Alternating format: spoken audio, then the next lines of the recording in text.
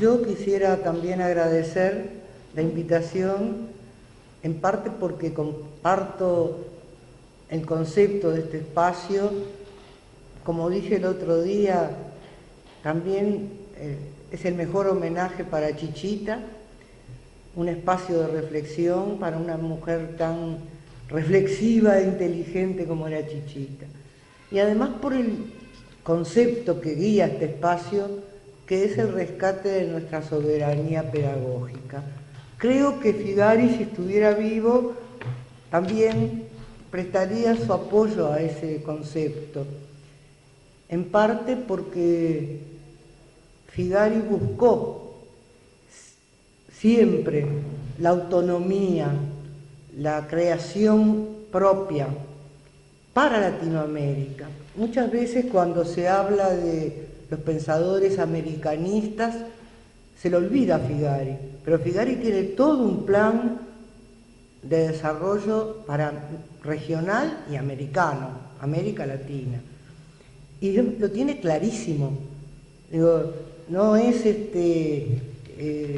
solo el aspecto cultural, sino que también, con las limitaciones del caso, se ocupa del aspecto económico. Escribe una carta abierta al presidente Baltasar Brum y dice en forma perentoria, algo que ya había repetido muchas veces, dice: o nos industrializamos o nos industrializan, porque es en 1919, terminada la Primera Guerra, y dice: todos los países del norte están mirando nuestras riquezas para venir a resarcirse de sus quebrantos por la guerra. Tiene claro el peligro de la dominación imperialista, que no la ve solo como cultural, sino también como la apropiación de nuestras riquezas. Entonces él plantea la necesidad de nuestra propia industrialización, pero no imitando los modelos europeos o norteamericanos, aunque no es un economista y cuando uno lee sus escritos encuentra muchas objeciones que le puede hacer, pero tiene claro que América debe tener su propio criterio de desarrollo, que para Figari no es el desarrollo económico por sí mismo, sino que es el desarrollo humano, es el desarrollo del hombre americano, que él defiende y destaca la dignidad de la raza americana, como se usaba decir en aquellos tiempos, pero raza en el concepto no biológico, sino cultural, porque somos una raza que es crisol de razas y de etnias. Y Figari lo tiene muy claro y lo muestra tanto en sus pinturas como en su obra literaria. Entonces creo que Figari apoyaría un proyecto que busca recuperar nuestra soberanía pedagógica y que es especialmente importante en esta época donde vivimos de la imitación, diría Figari, como borriquillos de tiro, que seguimos las modas como borriquillos de tiro, dice Figari, que a veces es bastante crudo. Y si uno empieza a mirar los planes de estudio y todo lo demás, me he pasado leyendo los marcos curriculares y todas esas cosas espantosas, y sufriendo con todo eso, es todo una imitación, hasta las palabras, el lenguaje. Ahora estuve leyendo los programas de historia en diversas universidades de Europa y de América, y es una uniformidad aterradora, hasta en el lenguaje. A los cursos se les usa llamarlos trayectos. Y si estoy en Montreal, le llamo cheminement. Lo mismo. Y a los alumnos les llaman cohortes. Es decir, usan las mismas palabras. Es espantoso. Pero la CEDEFOP, hace muchos años, editó varios volúmenes con la terminología prescriptiva para hablar de educación. Tengo que usar determinado vocabulario. Y si me obligan a usar ciertas palabras, me están obligando a usar ciertas ideas. Porque como decía mi amigo Hobbes, pensamos con palabras. ¿Ah? Es decir, que imponer un lenguaje es imponer un sistema de ideas también. Entonces, Figari es un hombre multifacético. Aunque nosotros tenemos la imagen de Figari pintor e incluso restringimos su obra plástica a un solo motivo, o dos, los negros, los candombes y el medio rural. Pero Figari pintó muchísimo más cosas, más motivos, porque para Figari era importante el motivo, cosa que en la pintura del siglo XIX pasa a ser poco valorado y se mira la técnica, pero para Figari la técnica era solo un medio para un medio, y por lo tanto lo importante no era cómo pintaba el pintor, sino qué pintaba y qué decía. Entonces para él es muy importante el tema de sus pinturas, porque él se quiere el que rescata la tradición perdida de América, de la región. Entonces, esa tradición es amplia y están las pinturas rurales, los pericones, los ranchos, los ombúes. El ombú hay que mostrarlo, y eso una persona que admiró mucho a Figari, que lo comprendió profundamente, fue Carpentier. Y Carpentier dice que con los ombúes de Figari pasa como con la ceiba. Y al revés de lo que hizo Adán, que le puso nombres a las cosas, los artistas latinoamericanos tienen que ponerle cosas a los nombres, porque nadie tiene que decir que es una palmera o que es un pino, porque están en el conocimiento general de una cultura europeizada. Pero nadie sabe lo que es una ceiba o un ombú, entonces hay que mostrarlos, y Figari los pintó y los escribió en sus poemas. Que esta es la parte de la obra de Figari que casi nadie conoce, su obra literaria. Y de su obra pictórica se selecciona solo una parte. ¿Cuántas de ustedes vieron las pinturas de Figari sobre las corridas de toros?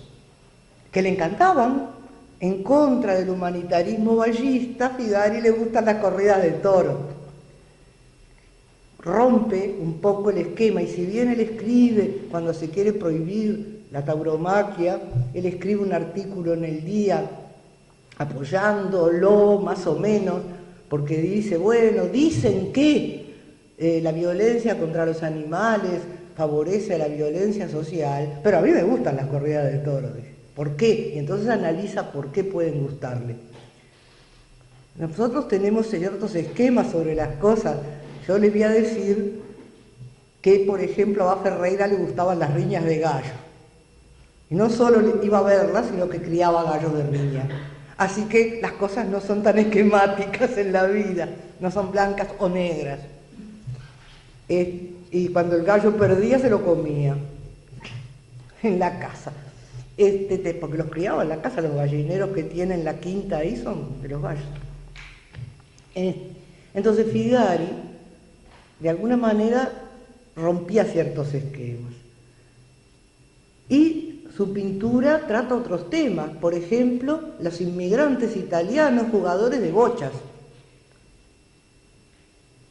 o el bajo, con el baile del tango, que a Figari no le gustaba, pero lo pinta, y lo pinta con una sabiduría para captar el movimiento, igual a la de los candombes, pero solo miramos los candombes, y no miramos dentro de la pintura de sus negros, porque son los negros que él recuerda, las impresiones que él guarda de su infancia y de su juventud.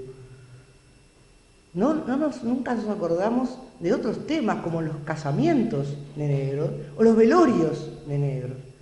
Y cuando muere el hijo, es con el tríptico este hermosísimo que está en el Museo Blanes, que él hace su duelo, no con una imagen de una crucifixión, una pietà, es el tríptico buscando la cruz, la apoteosis, esta es la apoteosis, el negro a caballo y en el campo. Es decir, las escenas de los negros. Y él dice, todos tenemos un negro adentro. Cuando yo quiero pintar al hombre, pinto al negro, porque es como, tiene menos almidón, menos sujetadores de sus instintos, sus pasiones y sus sentimientos. Es más natural, pero todos tenemos un negro adentro. Entonces, para él, si pone un negro, un gaucho, o un tano jugando a las bochas, esos son los envases, lo que importa es lo de adentro. Y para Figari, lo importante en el dibujo, lo que le da vida, es el movimiento. Por eso él es contrario a el clasicismo, por supuesto, a la pintura clásica, académica, pero también al modelaje, porque eso es estático, y la vida está en el movimiento. Entonces, Figari tiene una enorme obra, literaria además, que no se conoce, o se conoce muy poco. Escribió poemas, escribió cuentos, escribió obras de teatro y escribió un relato utópico, que yo les recomiendo porque es divertidísimo, es Historia Quiria, es precioso, que puede escandalizarlos un poco, pero bueno, porque lo escribe en medio de una gran crisis existencial, una gran crisis de su conciencia política y de sus valores, que es la crisis de la conciencia europea después de la Primera Guerra. En Arte, Estética e Ideal, su obra filosófica que publica en 1912, Figari dice que a medida que avanza la civilización van a desaparecer las guerras y la violencia. Y viene la Primera Guerra Mundial que manda al diablo todas sus esperanzas y que además significó, en lo personal le significó, por ejemplo, perder la edición francesa de Arte, Estética e Ideal, porque en un cañoneo, bombardeo, se incendió la imprenta. Figari fue un filósofo, un literato. Para él, el lenguaje más importante es el verbal.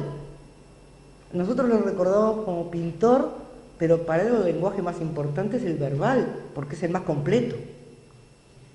Y en los poemas coinciden con los cartones, con sus pinturas. Entonces, la vida de Figari es una vida muy particular. Es un doctor, en el sentido más estricto del término para el Uruguay del 900, un doctor en Derecho. Su tesis de doctorado fue sobre la ley agraria y ahí ya plantea su preocupación por la educación en el medio rural. Y además hay una acotación interesante que dice que si bien él está en contra del socialismo o el comunismo, pero que entiende que existan por la desigualdad terrible de la distribución de la tierra que impide que algunos trabajen. Es decir, es una expresión para una tesis de doctorado además, pero Figari escribe documentos oficiales con un lenguaje que a veces puede ser extraño, muy poco burocrático. Por un lado es muy formal y por otro lado de repente tiene una salida totalmente rara o coloquial, digamos. Escribió filosofía, Arte, Estética e Ideal, 3 tomos, le llevó 2 años escribirlos, se fue de sus actividades públicas más importantes, se encerró a escribir 2 años un libro de filosofía, 3 tomos, que según Caño Huiral es el único sistema filosófico completo en la filosofía uruguaya. Es un sistema completo. Un sistema filosófico basado en el monismo materialista, y en la idea de la evolución. Es un libro sumamente interesante que fue absolutamente desconocido por su época. Hay una historia de que se encontró con Andrés Lerena y le dijo: ¿qué país este? Nadie lee ningún libro, que me critiquen, que me contradigan, pero que digan algo, porque hizo la edición, que además tuvo la desgracia que la imprenta se incendió también, así que se salvaron 150 ejemplares, pero nadie se tomó la molestia de leerlo. Yo busqué años Arte Estética Ideal porque se había reimpreso en la Biblioteca Artigas y andaba por todas las librerías de viejo para comprarlo, y al final, cuando lo encontré, tuve que usar cartas porque estaba todas las hojas pegadas. Había llegado a ser vendido y nadie lo había leído. Es un libro muy interesante y es sí un sistema completo. ¿Y por qué escribe este libro? Porque habiendo fracasado, habiendo sido derrotado en su primer intento de reforma de la educación de la Escuela de Artes y Oficios, en 1910 es designado para integrar el consejo de la escuela, presenta un plan de reforma del cual va a hablar Nancy, y tiene la oposición absoluta de todo el mundo. Valle, incluso de Valle. Valle había traído un director desde Francia, Cabellá, y la idea era que los alumnos de la escuela hicieran ejercicios de adquirir determinadas destrezas manuales y el manejo de las herramientas. El plan de reforma de Figari es descartado, incluso la Escuela de Artes y Oficios tiene una historia muy particular porque fue fundada durante el gobierno de Latorre como una especie de... era un internado donde iban los muchachos incorregibles, los padres que no podían mantenerlos, una especie entre asilo y reformatorio. Era un internado, y la primera impresión de Figari cuando llega a ser director dice que era un autoritarismo total, estaba lleno de carteles: el que Roma la cierra será arrestado, silencio y orden, etcétera, etcétera. Era totalmente autoritario, y lo que se hacía era enseñar a través de ejercicios reiterativos, siempre iguales, para lograr adquirir ciertas destrezas. Ahora que digo destrezas, es un término que se está poniendo de moda otra vez. Habilidades. Es muy gracioso porque en esos libros que se editan en Europa por la Comisión de Unidad de la Unión Europea, es muy divertido leer la versión en inglés y la versión en francés o en español. En inglés se dice training y en francés se dice formación, más pudorosamente. Y donde en inglés dicen skills, del otro lado dicen competencias, que es más fino que habilidades o destrezas. Es decir, los ingleses son más sinceros con el lenguaje. Pero bueno, era para inculcar destrezas y formar obreros hábiles.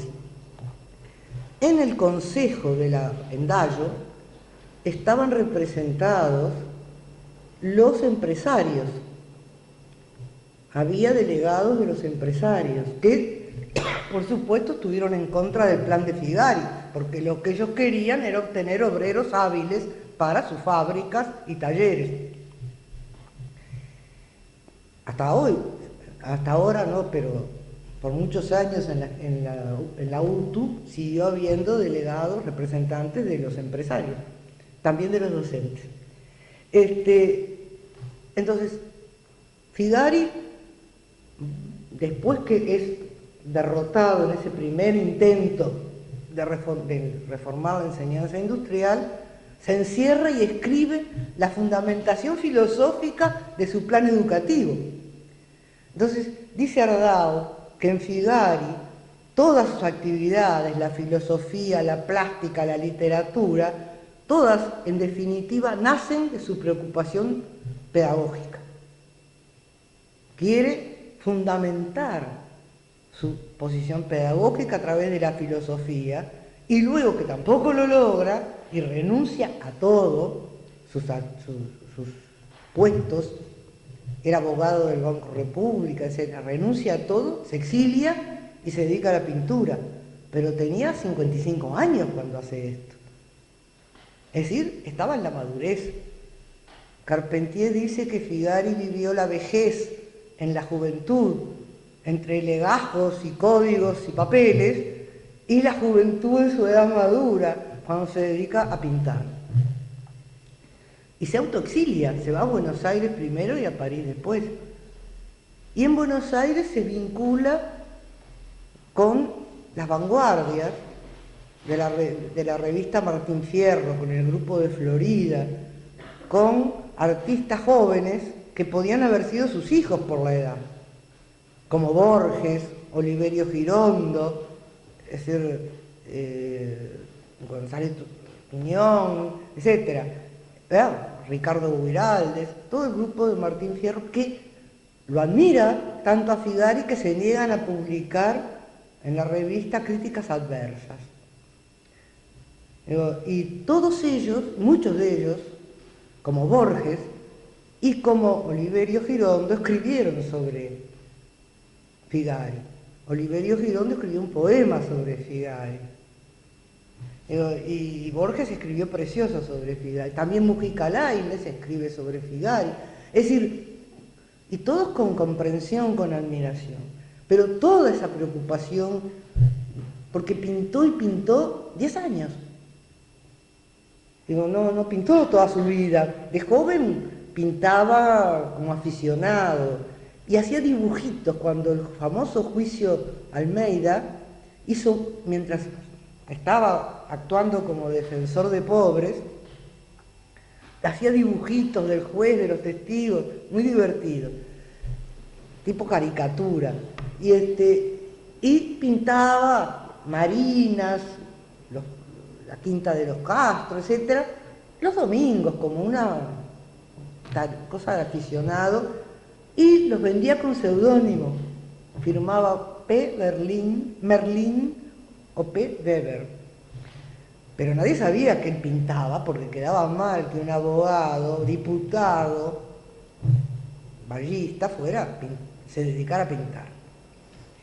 Entonces, cuando se dedica a pintar, que en esos 10 años pinta más de 4.000 cuadros, o sea que pintaba en forma compulsiva y permanente, como trabajo, también los cuadros tienen una intención educativa, porque Figari está buscando algo que llegue, siempre buscó comunicar sus ideas, porque él cree que una idea nueva o nuevos conocimientos pueden ser una palanca evolucional, dice él.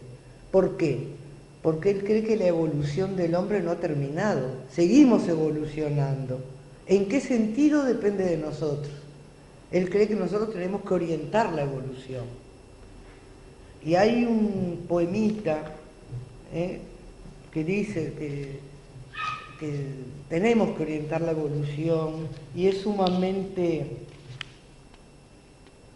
directo, ¿no? O sea, si no orientamos la evolución, somos parásitos, no sabemos a dónde vamos.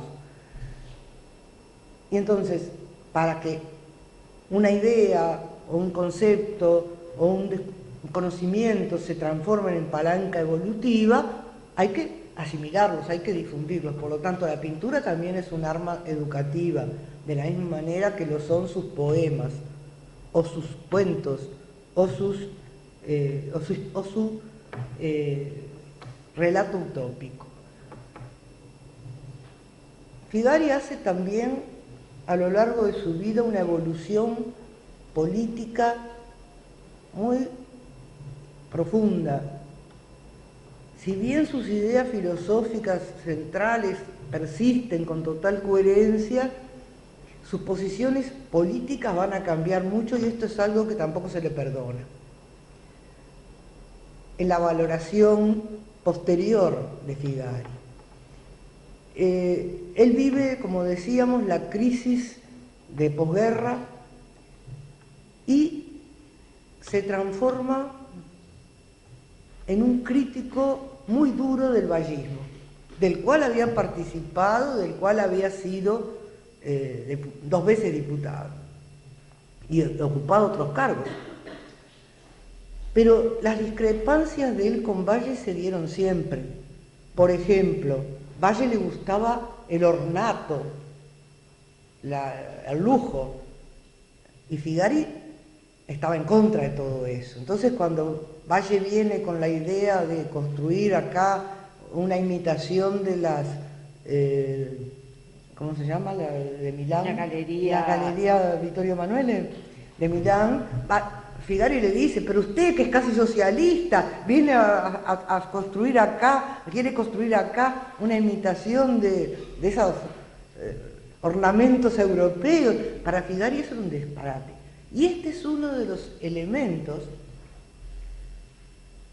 la orientación estética de Figari es uno de los elementos que va también a hacer que las críticas contra su plan educativo no solamente provengan de los empresarios, a los que privaría de obreros hábiles, sino también vienen de la Facultad de Arquitectura, del Círculo de Bellas Artes, es decir, de la academia. Porque para Figari, cuando hablamos de arte, para Figari la idea de arte difería absolutamente de la idea común de arte. Para Figari, arte es todo ingenio del hombre para hacer frente a la realidad en la que vive, para enfrentar sus problemas. Es decir, él no habla de arte en el sentido de bellas artes, sino que él habla de arte como lo que el hombre es capaz de hacer. No es el producto, sino el hacer. Si llueve y yo agarro una hoja de árbol y me la pongo en la cabeza, eso no es arte. Pero si yo me invento un paraguas o algo parecido, eso es arte. Entonces Figari habla del arte industrial y conocía muy bien todos los desarrollos de esa época, del Art Nouveau, del Arts and Crafts, las corrientes más actuales en su época en Europa. Y él nombra en sus trabajos a John Ruskin, a Louis Braun, al Helmholtz de los suecos. Es la escuela basada en el trabajo, la escuela taller de Otto Salomon, y que en Finlandia llevó adelante unos Signaeus. Es decir, la escuela centrada en el taller, a partir del taller. Entonces, Figari conoce todo esto y lo nombra. Y acá también había una corriente pedagógica que buscaba articular la educación y el trabajo con nombres importantes como Figueira, que era amigo de Figari y que dirigía el boletín de enseñanza primaria, donde se difundían estas nuevas corrientes. O sea que Figari estaba muy actualizado tanto en la parte plástica como en las ideas más importantes de estos movimientos. Para Figari, entonces, puede haber un arte industrial como hay un arte científico o cualquier forma de arte. De la misma manera, eso lo define en Arte Estética Ideal, empieza por ahí. Pero es un libro personal. Él empieza diciendo que, primero, su condición autodidacta en filosofía, que todo se basa en sus pensamientos y sus lecturas. Tiene una extensa bibliografía, pero en el libro hay muy pocas citas. Dice, podrá ser buenos hermanos, pero es mi libro, y fui totalmente libre cuando lo hice. Defiende la libertad intelectual más radical, y esto lo defiende también en la educación, y esto es una de las críticas que se le hacen, que él defiende el criterio de ese obrero artesano que quiere forjar, que tenga criterio propio, y esto es lo que no le acepta. En el informe de la Facultad de Arquitectura, que solo votó en contra Herrera Maglin, que era amigo del hijo de Figari, que era también uno de los jóvenes que admiró a Figari, el informe de la Facultad de Arquitectura dice que el trabajador no tiene que tener ningún criterio propio, ni siquiera un sentimiento distinto del arquitecto. Es decir, la separación entre el trabajo intelectual y el trabajo manual es absoluta. El que realiza el trabajo manual tiene que simplemente acatar órdenes, no tiene que tener ningún criterio propio. Era todo lo contrario a lo que pretendía Figari. Y si bien la Cámara de Industrias tenía interés en el desarrollo del arte decorativo, por ejemplo, Figari busca motivos y estilos en el pasado americano y no en Europa. Y esto tampoco era del gusto de los empresarios. Por ejemplo, uno de los que estaba en el consejo era Caviglia, dueño de una mueblería, que traía importados los muebles o los fabricaba acá, Luis XIV, Luis XV, Luis XVI, Provenzal, Windsor, etc., imitando los modelos europeos. Figari lleva a los alumnos de la escuela de Landayo a visitar el Antropológico de La Plata o el Etnológico de Buenos Aires para que los alumnos vieran los modelos del arte indígena. Es decir, Figari busca que en todo estuviera nuestra conciencia americanista. Después, estética. Figari, como es coherentemente materialista, no cree que existan entidades como la belleza. Para él, es decir, cuando decimos belleza es una simple abstracción, no existe la belleza. No hay cualidades, sino cosas con cualidades.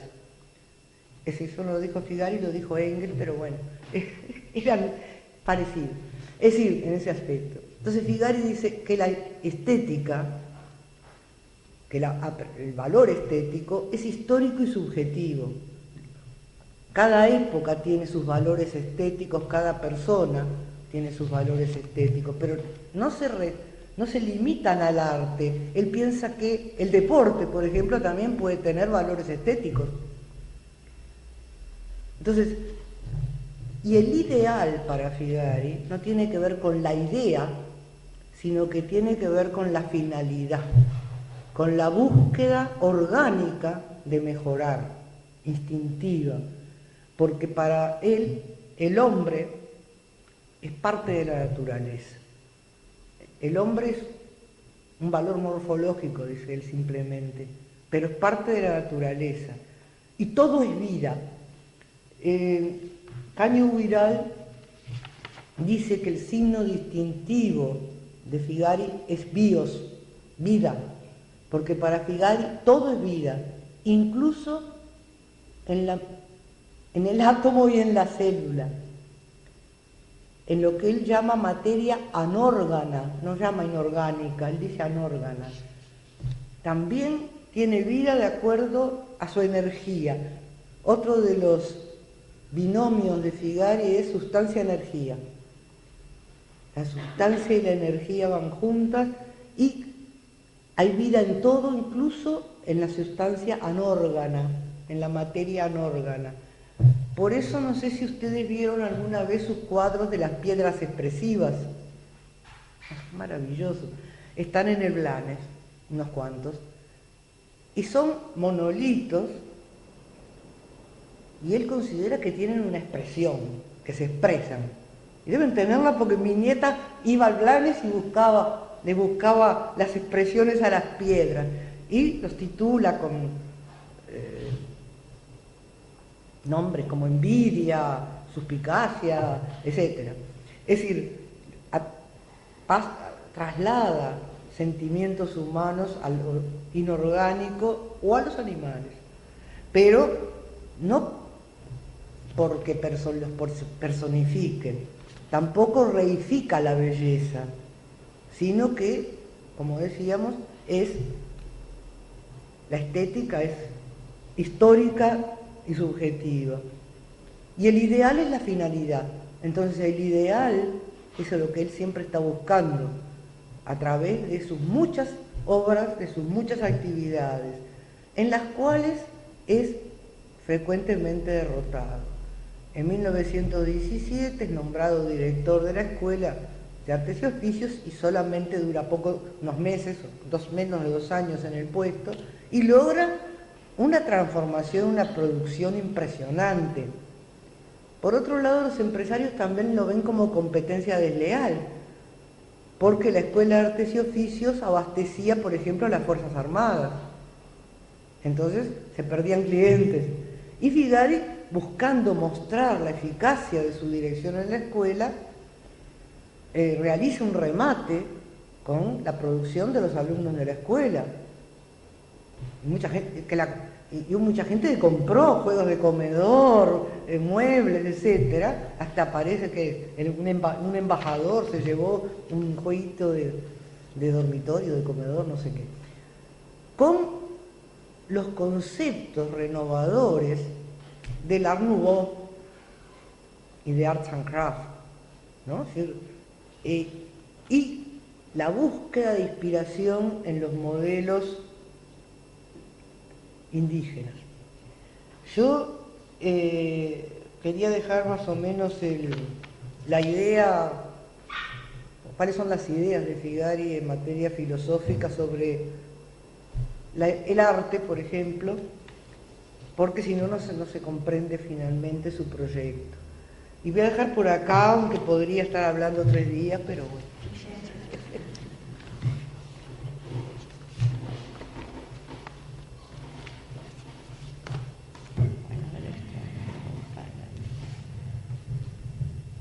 Bueno, yo quiero agradecer esta invitación.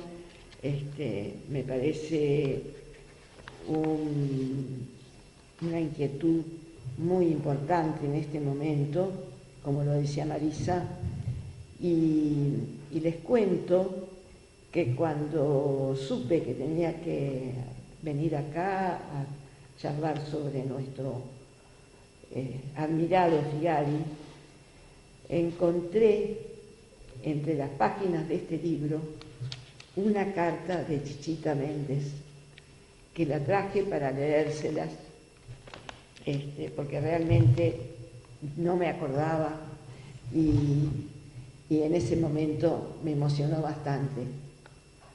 La carta de Chichita dice: querida Nancy,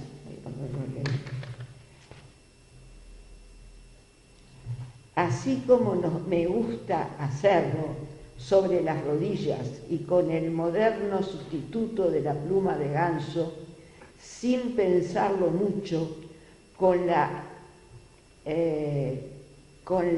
primera impresión del impacto de tu trabajo sobre Figari, siento necesidad de escribirte mis propios descubrimientos. He tratado de leer, interactivando con el texto, tus conocimientos y afectividades explícitas en el texto, mi ignorancia casi total de la vida y obra de Figari.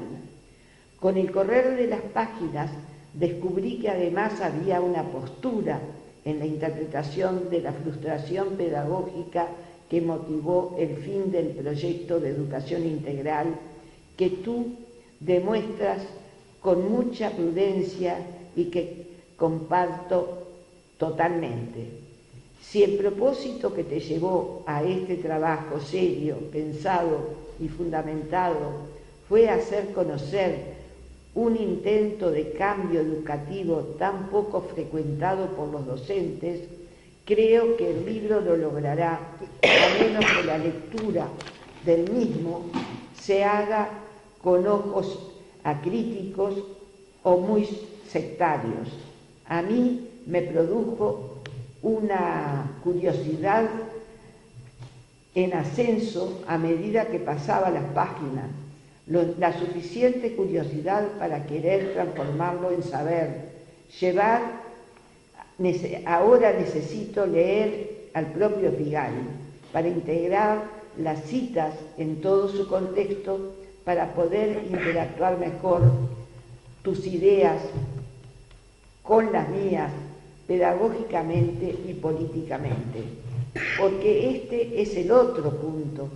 El pintor a quien admiraba, a quien solo conocía por la alegría visual que con sus cuadros de pronto se vuelve mi próximo, colocándose conmigo en la vereda por donde hemos caminado, tropezando, sufriendo, esperanzados, los que hemos rebotado con nuestras propuestas de cambio.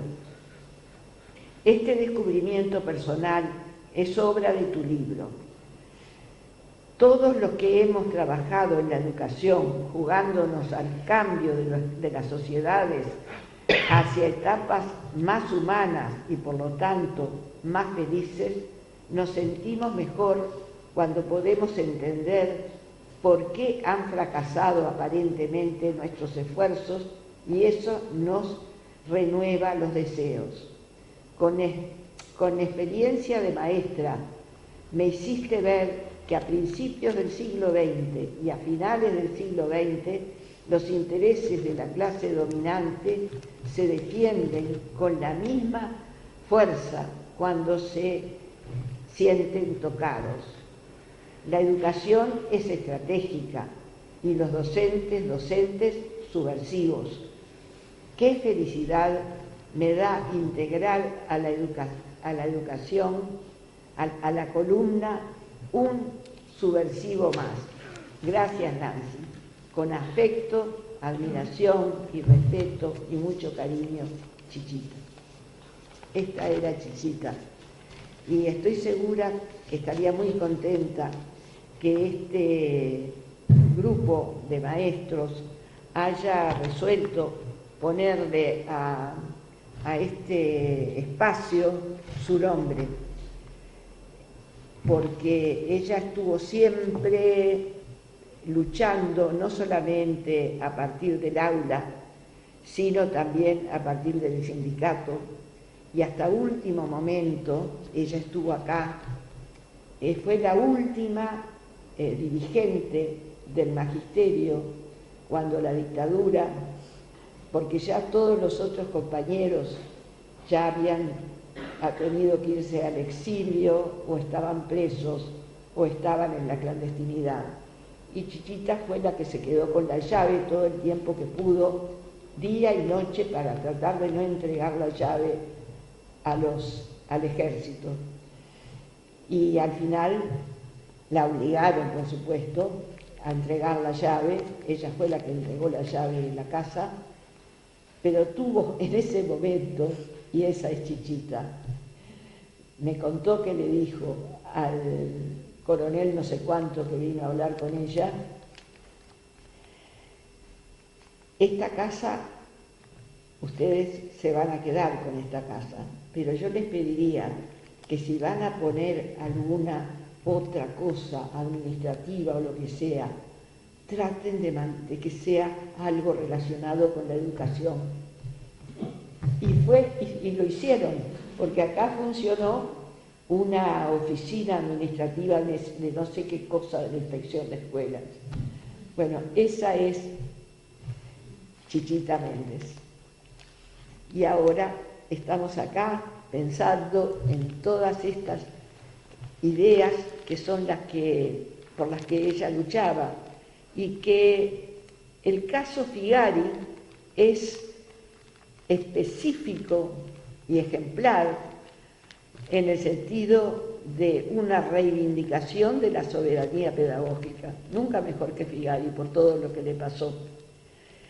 Él era un profesional, no, él no era un profesional de la pedagogía, como acaba de decir Marisa, trabajó en la jurisprudencia, la política, fue un gran periodista, escribía muchísimo,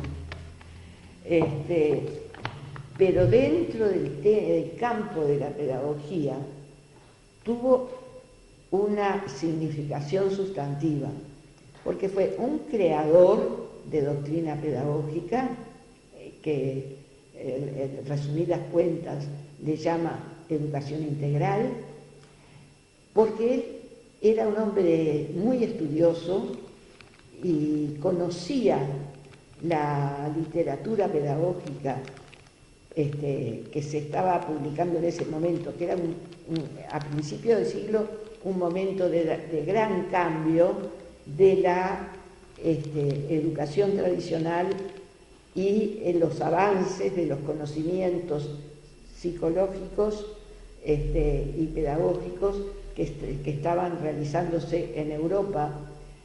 Capaz que acá los maestros, algunas de las cosas que voy a decir ya las conocen, pero bueno, Figali en ese momento ubíquense en el 1900, entonces él había evidentemente estudiado las experiencias que se estaban haciendo en Europa de De Crolí, Montessori, había leído posiblemente a Dewey,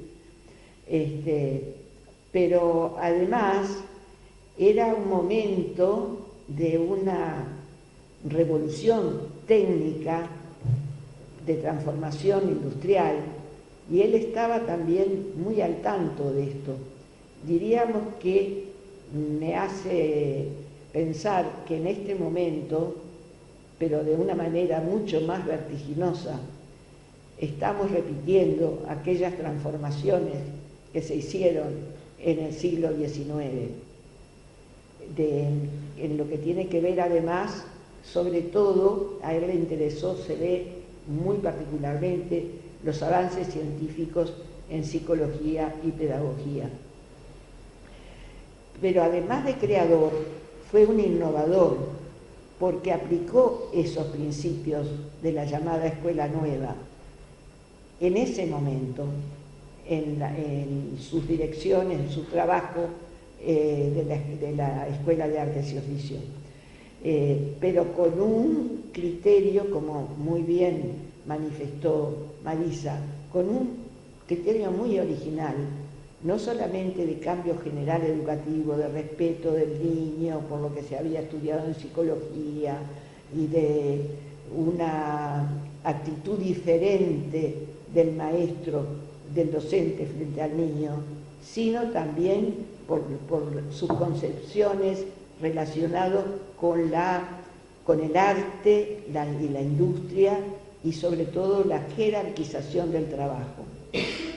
O sea que fue un creador, un innovador, como vimos, pero además un precursor, porque estas ideas de la Escuela Nueva empezaron a llegar acá, a nuestro país, recién en los años 20, y una muestra de ello es fueron en esos años que se hizo el proyecto de creación de las escuelas experimentales, que se formaron las tres, de Progreso, de Malvin y de Las Piedras.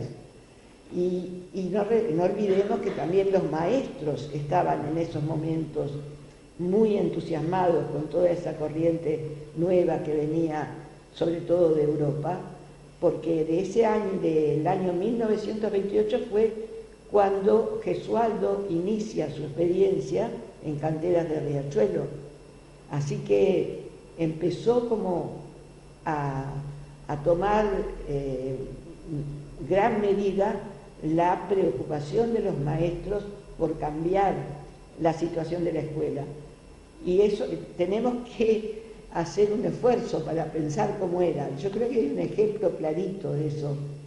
Algunos de ustedes habrán leído tal vez Vida de un maestro, de Gesualdo. Y allí Gesualdo cuenta una anécdota de su niñez cuando asistía a la escuela en Rivera, en ese momento, que tendría, no sé, 9, 10 años. y habla del maestro que tenía en la escuela, que se llama, de un maestro, no habla de todos de la misma manera, y no todos los maestros supongo que eran como pero este era como una caricatura de la educación tradicional. Entonces puso una redacción, no una redacción, en esa época se decía composición, que había que hacerlo por medio de un modelo, y era la primavera.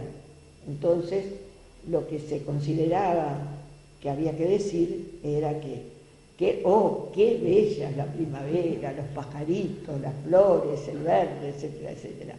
Gesualdo era alérgico y llegaba la primavera y llegaba el viento y levantaba aquel polvo rojizo que tiene la frontera norte y Gesualdo se atacaba indefectiblemente de su alergia. Y entonces, ¿qué se le ocurre poner para empezar la redacción? Odio la primavera. Entonces, claro, el maestro lo castigó. Y Gesualdo a los años dice después que eso lo marcó para su inclinación para trabajar sobre la expresión creadora del niño. Y puede ser que haya sido así. Y él creó una obra muy importante en ese sentido. Lo que pasa es que Figari evidentemente tuvo una inclinación muy temprana por lo que es el arte y la educación. Como lo dijo Marisa, ya en su tesis para recibirse de abogado, le da mucha importancia a todo lo que puede hacer, la educación en el campo para su desarrollo. O sea que era muy joven y ya ahí aparece.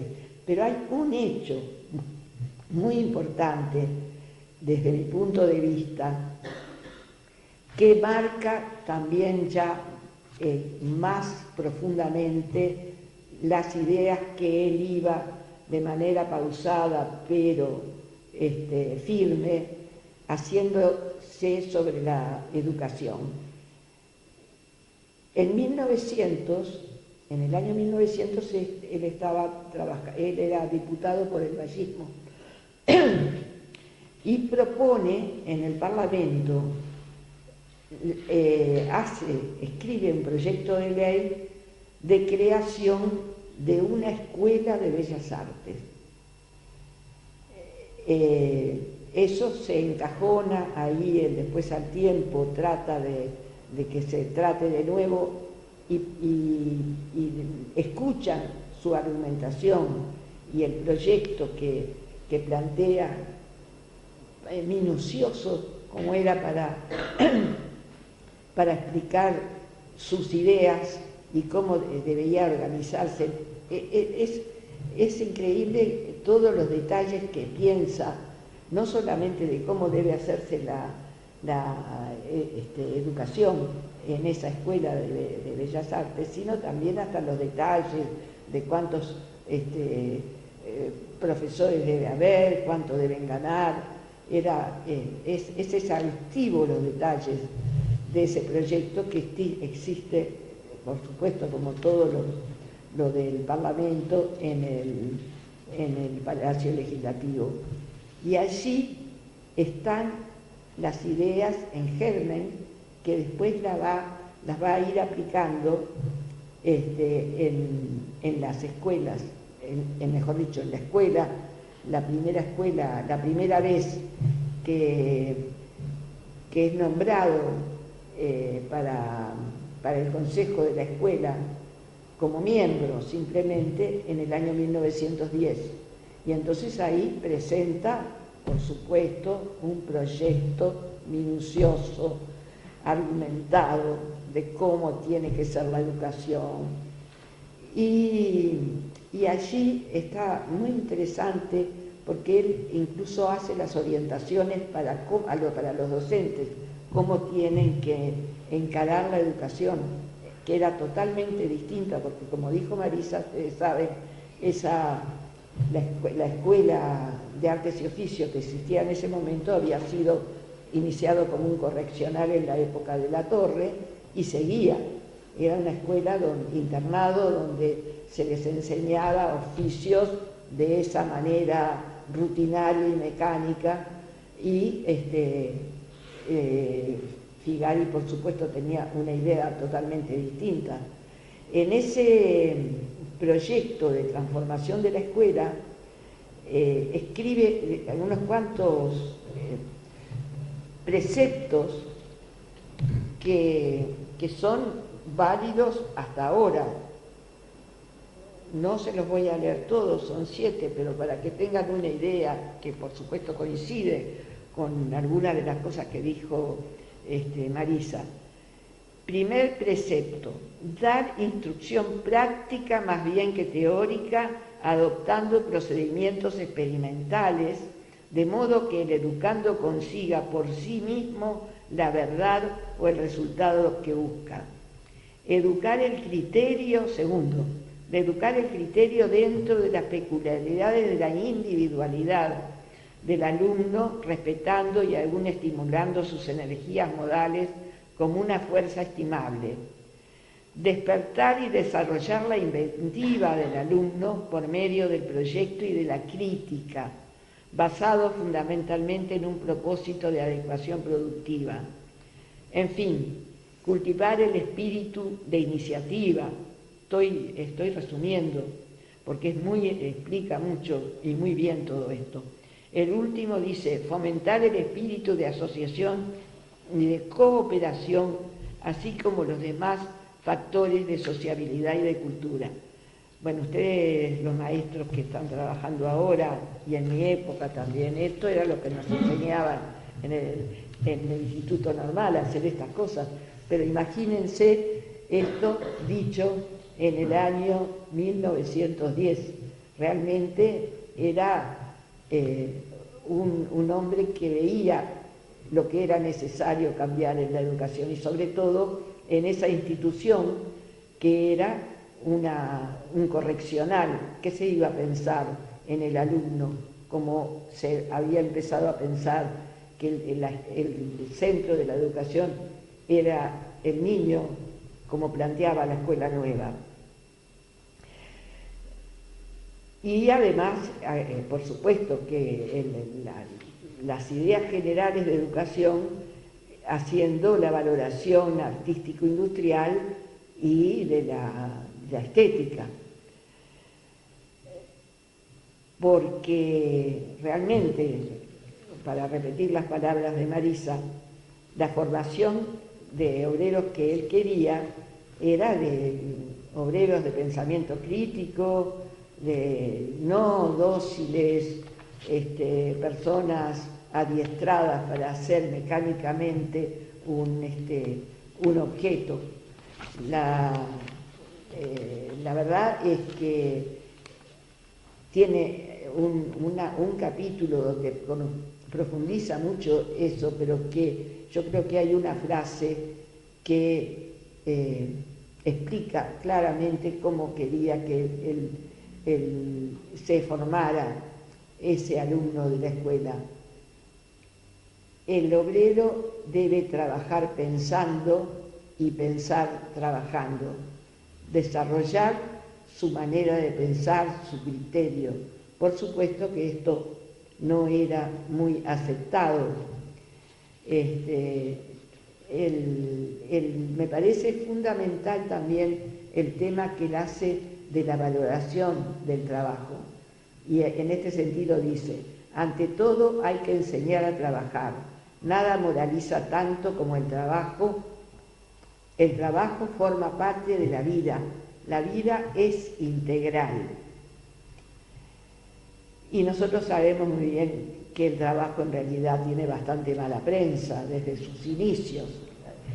La palabra trabajo, incluso ustedes saben que trabajo viene del latín trepaliare, y trepaliare viene de tripalium, que era un instrumento de tortura, 3 palos a los que ataban a las personas delincuentes o no, pero que era un instrumento de tortura. Así que el trabajo, la verdad que no responde nuestro criterio del trabajo a los orígenes de la palabra. Y para él era muy importante integrar lo manual, lo intelectual y lo estético a través del trabajo. En esa época, además, estaba haciéndose experiencias muy interesantes en Suecia, como dijo Marisa, Enrique Figueira, que era muy amigo de Figari, que era inspector técnico de primaria, había sido becado para que fuera a ver estos institutos donde se organizaba educación a través del trabajo.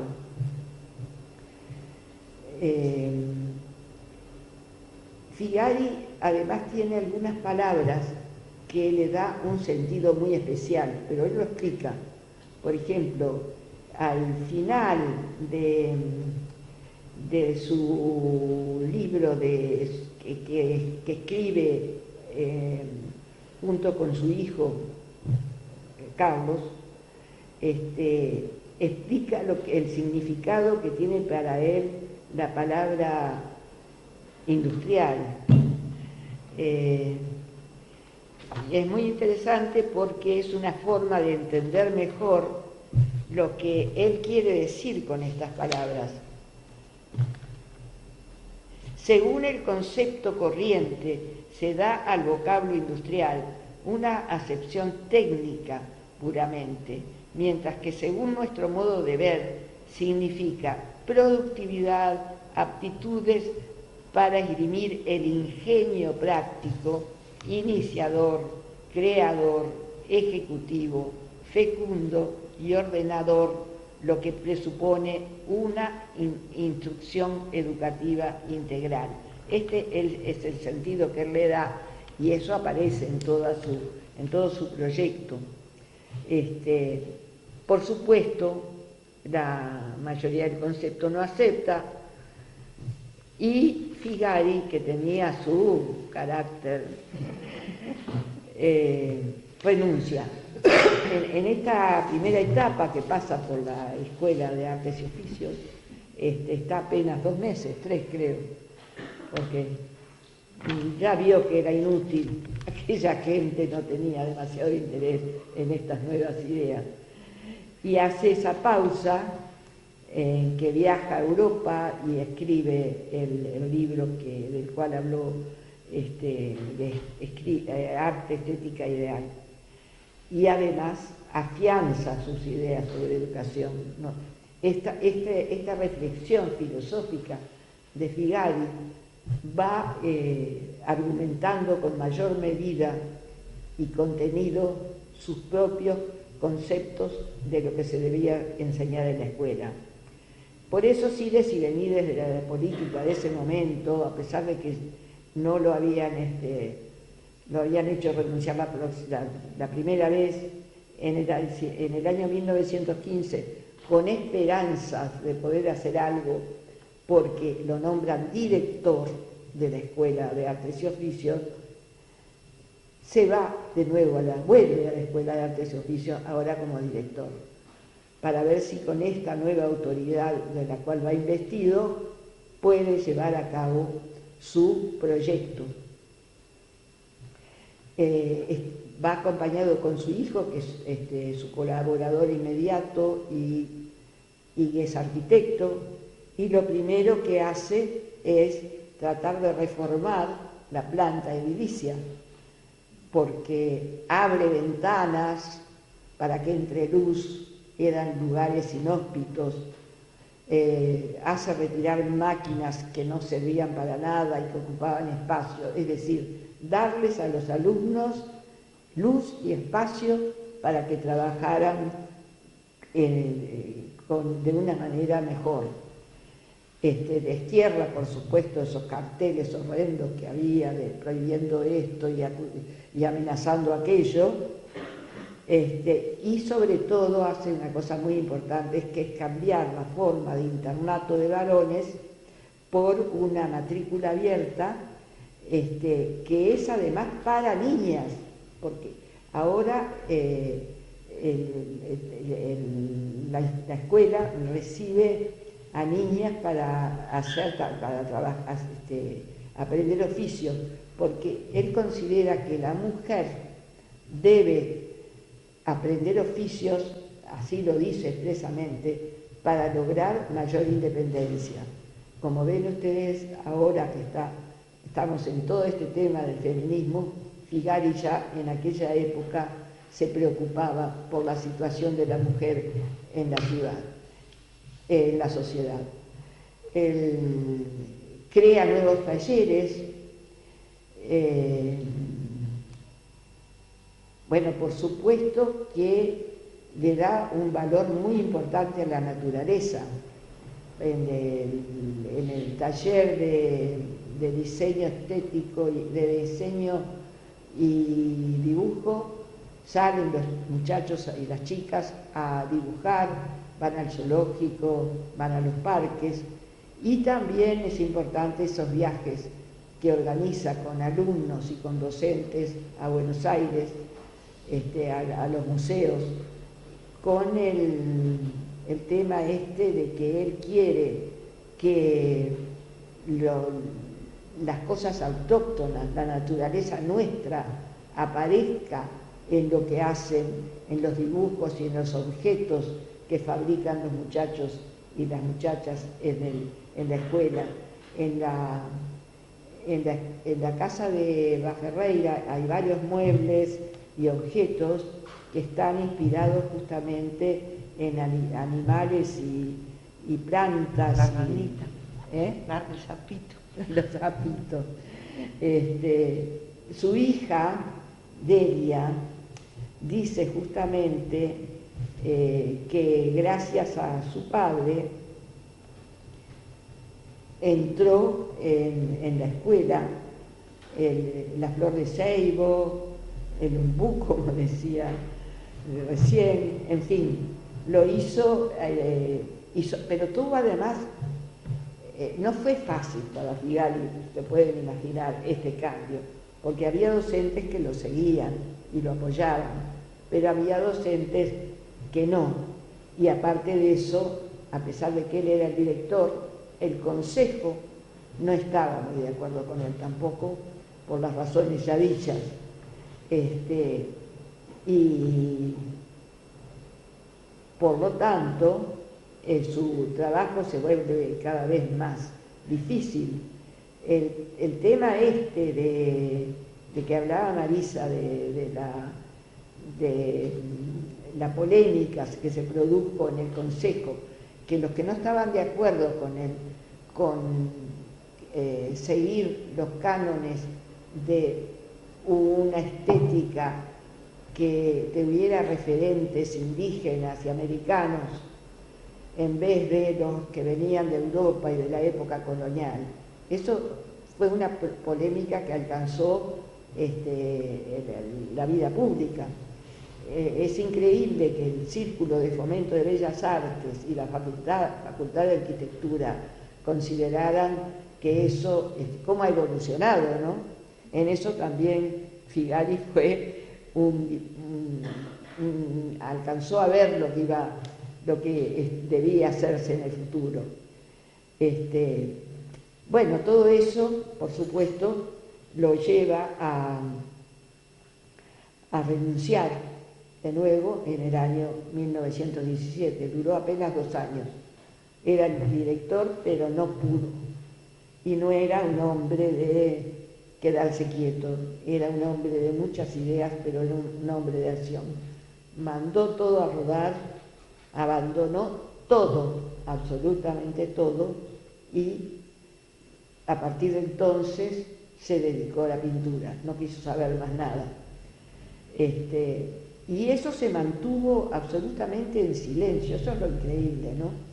Que toda esta revolución pedagógica, claro, hay que pensar que nuestra educación está subdividida y lo que pasa en primaria de repente no se sabe en la UTU ni se sabe en la universidad. Y eso lo dijo el maestro Soler, que tuvimos el honor que presentó nuestro libro en el Museo Figari, Él se recibió en el año 1939.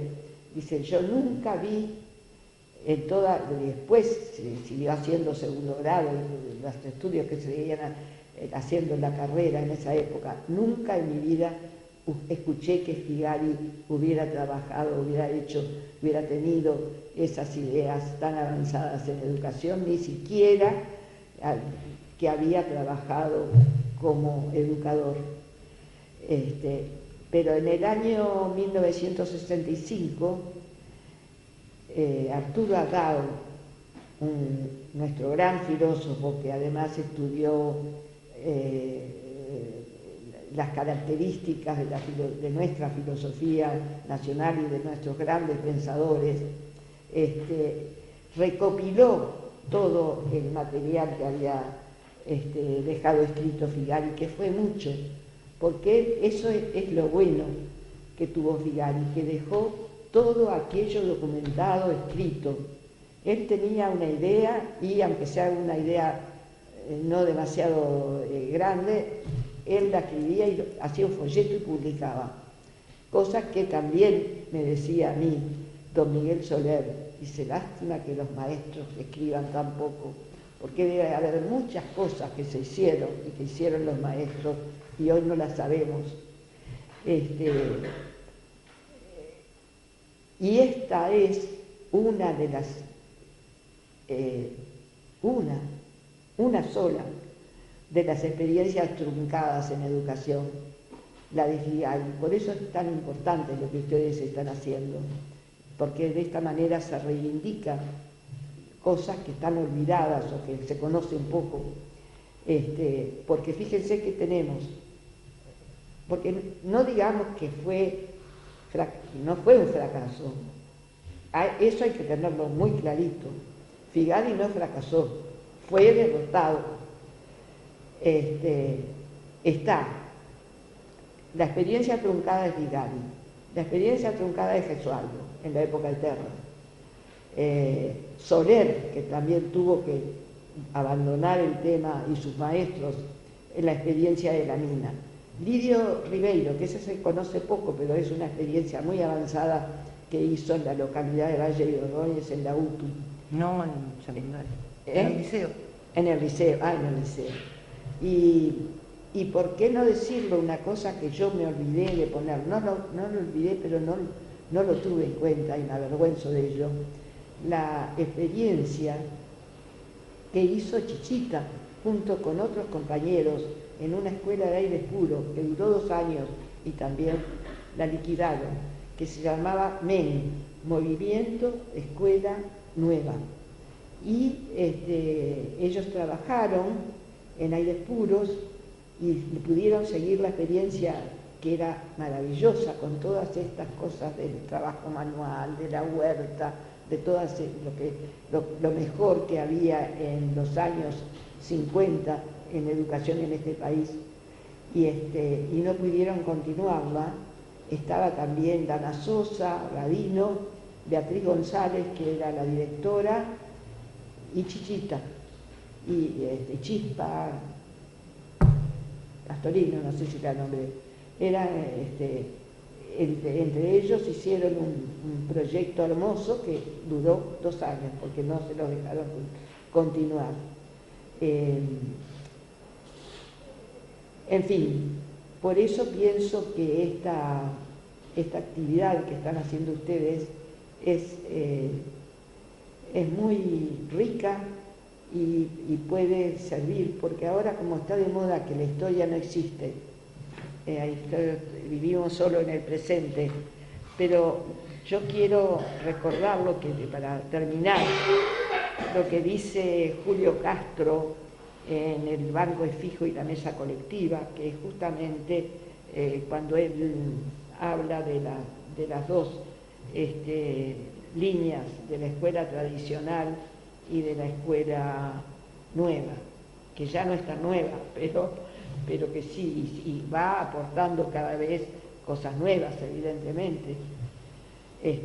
Julio Castro dice: reside en los maestros comúnmente la creencia de que lo nuevo es nuevo, y no siempre es así.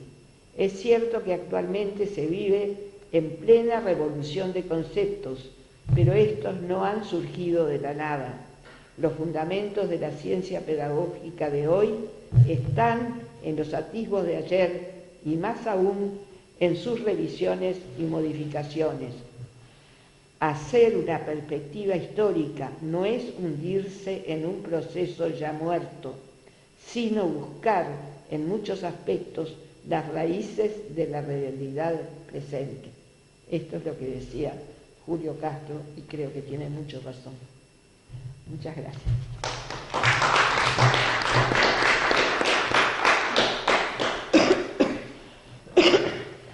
Bueno, no sé si alguien quiere comentar algo, preguntarle algo a las compañeras, o agradecerles, ¿no? Agradecerles nuevamente montones de cosas. Uno cuando viene acá y escucha todas estas charlas de las que hemos participado, no se va igual que como vino. En lo personal, soy egresada de UTU y a Figari lo conozco desde un lugar, capaz que más descriptivo. Este Figari, por ejemplo, me hizo pensar en otras cosas que seguro nos vamos de acá reflexionando otras cosas. Y bueno, y agradecerles también la carta de Chichita, ¿no? Esta gentileza que tuviste de contarnos, porque también estamos conociendo a Chichita. Muchos de nosotros no pertenecíamos en ese momento ni al sindicato, y bueno, y estábamos en esas escuelas y nos tenemos que ir haciendo un puzzle y construyéndola. Creo que la podemos conocer hoy un poco más gracias a esta carta.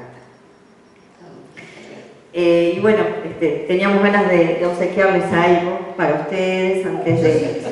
Sí, claro, por supuesto, por supuesto. Porque hay una cosa que no se tiene en cuenta en Figari. Figari tiene un proyecto social y un proyecto humanista. Entonces se distancia del vallismo porque el vallismo es un humanitarismo. Y nosotros vivimos en una época humanitarista. Pobrecitos caballitos de la doma, pobrecitos, pobrecitos. Y hablamos como una sociología de vulnerables y gente bien. Entonces, creo que leer a Figari, aun cuando no se esté de acuerdo en todo con él, plantea otro modelo social. Y dice, para Figari el trabajo, y en esto tiene una enorme coincidencia, por ejemplo, con el marxismo, el papel del trabajo, la transformación del mono al hombre. Yo cuando estaba escribiendo el libro ese, logré conseguir el libro de Lukács, la ontología del ser social y el trabajo, porque el trabajo generador de la especie humana, el hombre se hace a sí mismo.